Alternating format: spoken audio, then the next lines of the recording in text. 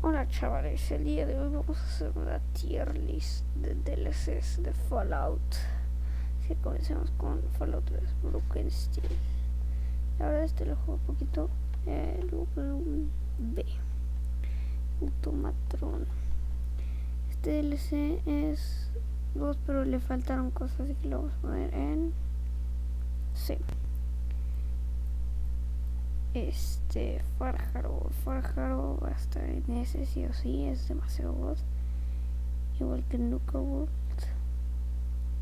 Después en D, pues Contraptions, yo digo también con Contraptions, pues Megas Dead Money.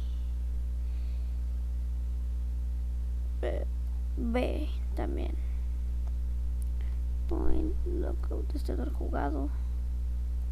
Este tampoco. Este sí, yo digo que le pongo un D, es bueno, pero le faltan cosas. Loaded Zone Roads, lo vamos a poner en A. Me gusta bastante. Mothership Z.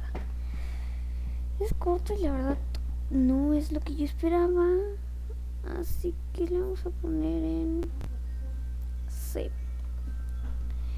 Ahora Nuclear Winter, no lo he jugado. Vamos a ponerlo en A igual. Operation Courage, sí o sí va hasta arriba, es uno de los mejores. ¿Sabes qué? Junto con los Sunroots, uno de los mejores en mi opinión. Me gusta mucho cómo pasas de estar en el yermo antes de la guerra, ¿sabes? De Pete, no lo he jugado. Bueno, este tampoco no, tampoco me gustó. Steel Rate, de supongo que está bien, pero pues no. Expedition de Pete, igual aquí. Lock it and load. Steel Right, que va aquí.